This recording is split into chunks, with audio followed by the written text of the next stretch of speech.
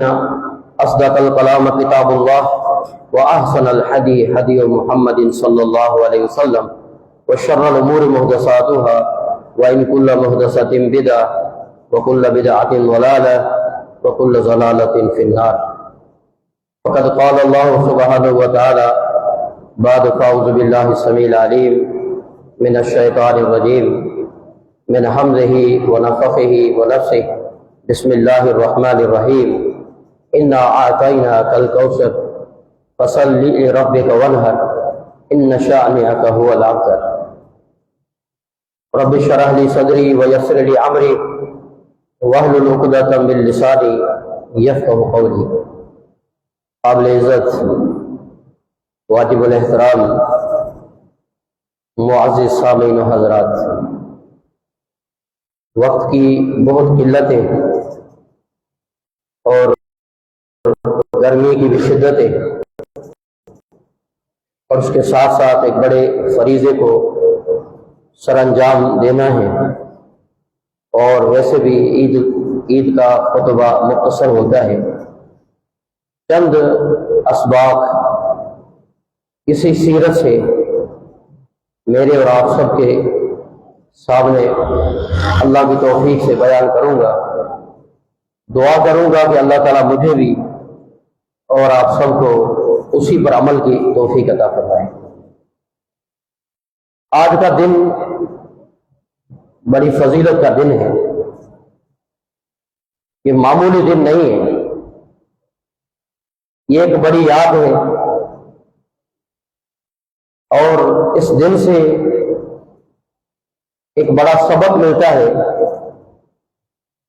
وہ یہ ملتا ہے کہ انسان غور و فکر کرے کہ میرا پروردگار اس عمل سے کتنا خوش ہوتا ہے. صرف اتنا اندازہ لگا دیں کہ آج کے دن کائنات میں جانور گرے ہوں گے اور ان کے کندھوں سے حالات رکھ کر اسے ذبح کیا جائے گا. کتنا خون بہے گا اس کائنات فل کے عرش پر، اور فل کے عرش پر میرا پروردگار دیکھ کر کتنا خوش ہوگا کہ میرے بندے میری فرمان برداری میں کتنا آگے ہیں. رسول اکرم صلی اللہ علیہ وسلم کا فرمان ہے، ما عمل یوم النحر احب الی اللہ. یوم النحر کا یعنی 10 ذی الحجہ کا جو عمل ہے اللہ کے ہاں اتنا محبوب ہے، من حراقۃ دم، اتنا محبوب ہے یہ دن کا عمل کہ قیامت کے دن وہ جانور آئے گا، لیاتی یوم القیامہ، قیامت والے دن وہ جانور آئے گا بقرونہا واظفارہا واشعارہا، وہ اپنے کھالوں، کھروں، سینگوں اور بالوں کے ساتھ آئے گا اللہ کے سامنے، اور میزان حسنات میں اس کو رکھا جائے گا، تولا جائے گا، اس کا وزن کیا جائے گا. اللہ اپنے بندے کے عمل کا وزن کر رہا ہے. وزن کی بڑی کیفیات ہے. یہ وزن کیوں ہو رہا ہے؟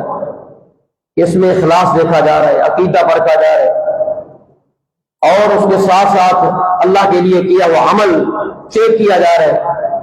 قربانی صرف یہ مقصد نہیں ہے کہ ہم صرف جانور کو ذبح کر دیں. آپ کی قربانی اسی وقت ہی قربانی ہو جاتی ہے جب آپ جانور کے اوپر آپ چھرا گھما دیتے ہو، خون زمین پر گر جاتا ہے، قربانی ہوگی. یہ ہے قربانی ہو چکی. اب جو گوشت ہے وہ آپ کا ذمہ ہے.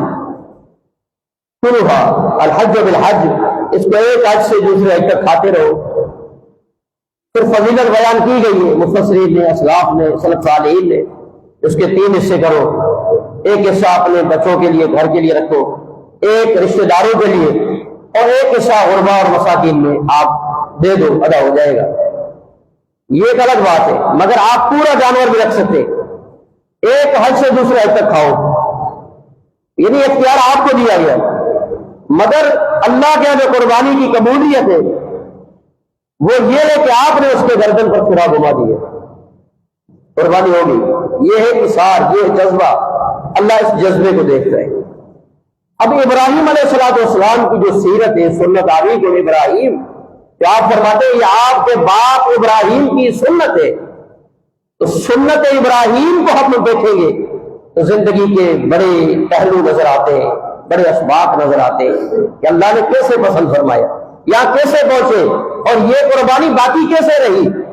آپ سب سے پہلی قربانی دیکھیں کہ قوم والوں کو کیا کہتا ہے، یہ قوم والوں کے سامنے ایک بندہ کھڑا ہے، ایک بندہ، اور کیا بیان کر رہا ہے، قرآن کہتا ہے قد کانت لکم اسوۃ حسنۃ فی ابراہیم والذین معہ، کہ تمہارے لیے ابراہیم علیہ السلام کی سیرت ایک نمونہ ہے، ایک سیمپل ہے، ایک آئیڈیل ہے، والذین معہ، اور اس کے ساتھ اذ قالوا لقومہم، اس نے اپنی قوم والوں کو کیا کہا، انا براء منکم، میں تم سے بیزار ہوں، اور میں بیزار ہوں، ومما تعبدون من دون اللہ، جو اللہ کے علاوہ جن کو بھی آپ پوجتے ہو میں اس سے بھی بیزار ہوں، اور ساتھ میں کیا کہا، میں تم سے بیزار ہوں اس انداز سے کہ آپ جو کام کر رہے ہو، جو معاملات کر رہے ہو، میرا آپ سے بغض بھی ہوگا، عداوت بھی ہوگی، کفرنا بکم وبدا بیننا وبینکم العداوۃ والبغضاء،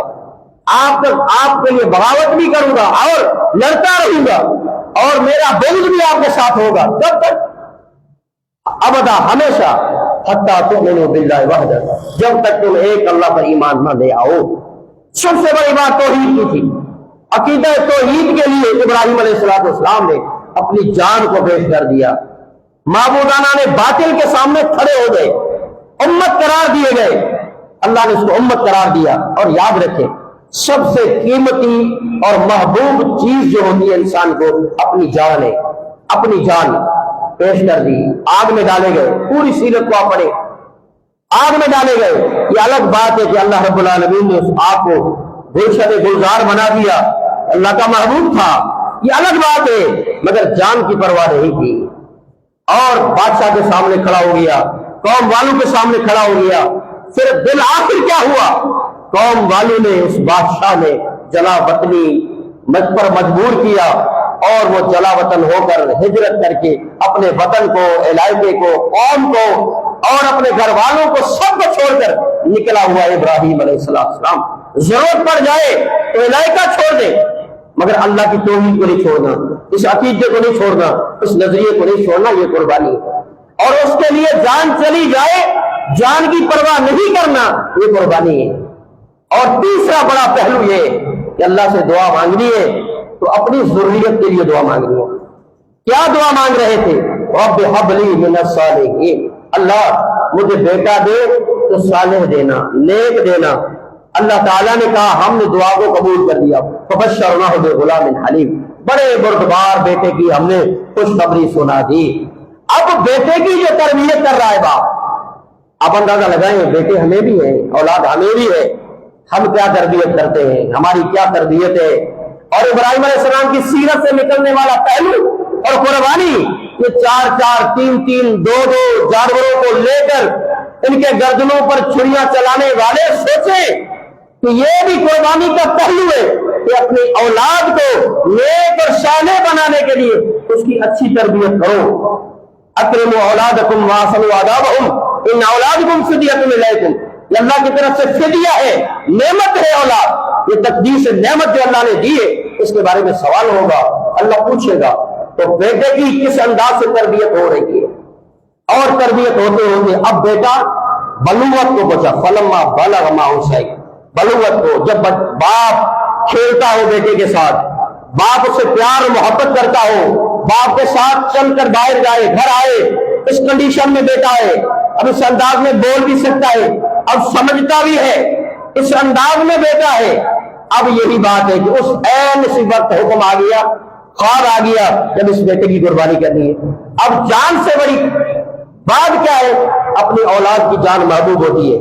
اب کیا ہوا، دیر ہوئی نہیں، فوراً مگر بیٹے سے پوچھا، میں نے رات خواب دیکھا ہے، انی ارا فی المنام انی تذبحک، میں تجھے ذبح کر رہا ہوں، فانظر ماذا ترى، تیرا کیا ارادہ ہے۔ اب تربیت کی نا، اب تربیت کو چیک کر رہا ہے باپ کہ میں نے تربیت کی ہے کیسی ہے، اور وہ میری دعا جو تھی وہ کیسی تھی، کیا قبول ہوئی اللہ نے مجھے صالح بیٹا دیا ہے کہ نہیں دیا؟ اب بیٹا کیا کہتا ہے؟ یا ابت افعل ما تؤمر، اے بابا جان کیا کس چیز کی دیر اس بات میں جس کا حکم تجھے خالق خداوندی نے دی۔ اب قربانی دیکھ اولاد کیسے قربان ہونے کے لیے تیار۔ یہی اولاد ہے ایکسیڈنٹ میں فوت ہو جاتا ہے، یہی اولاد ہے دنیا میں سے چلا جاتا ہے، عین جوانی میں جاتا ہے، مگر اس باپ کو چاہیے کہ اپنی بیٹے کی تربیت اس خطوط پر کرے جو دیندار ہو۔ اب دیندار نہیں ہوگا قیامت والے دن گریبان پکڑے گا۔ ابا دیر کس بات کی ہے؟ جلدی کر لیجئے، اللہ نے جو تجھے حکم دیا ہے، اور اللہ نے چاہا تو میں صبر والوں میں سے ہوں گا۔ سب سے بڑی قربانی صبر بھی ہے۔ اب اندازہ لگائیں اس انداز سے قربانی، اور اس کے بعد تیسرا مرحلہ جو بڑا اہم ہے وہ کیا ہے؟ آپ غور و فکر کریں کہ بیوی، اگر گھر میں بیوی ہے تو بیوی صالحہ ہے تو اللہ تعالیٰ نے قرآن میں فرمایا پوری دنیا کا متاع ہے۔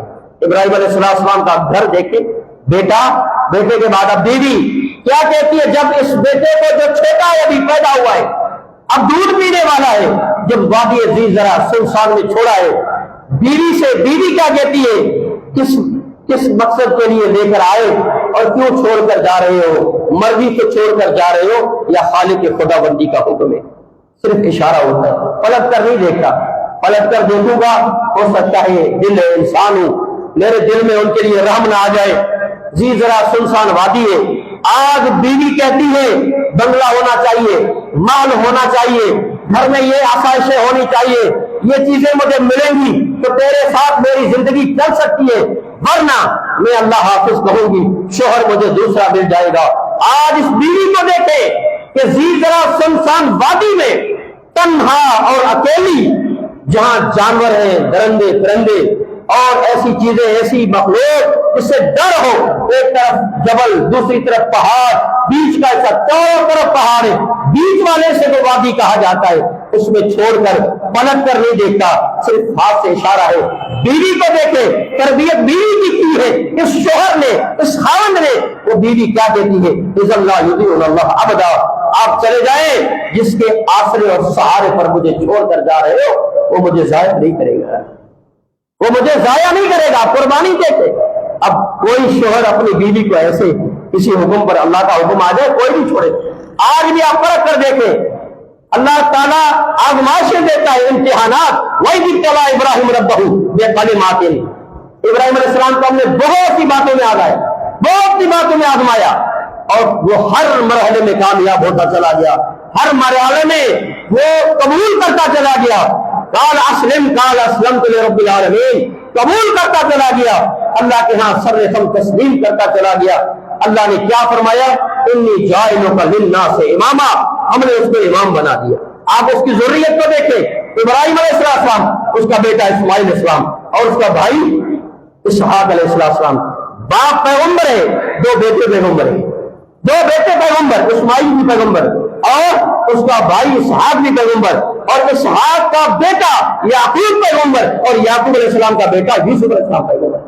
اب اندازہ لگائیں ایسے امام بنایا تو اللہ آزما کر دیکھ کر بندوں کو برتتا ہے کہ آپ دیکھیں، غور و فکر کریں کہ قربانیاں یہ مقصد ہے کہ اس میں سب سے بڑی بات ہے جو اللہ تعالیٰ نے بیان فرما دی کہ زندگی کا پہلو دیکھیں، مراحل دیکھیں، انما یتقبل اللہ من المتقین، اللہ قبول کرتا ہے ان کی قربانی جو متقین ہیں، پرہیزگار ہیں، جن میں تقویٰ ہے۔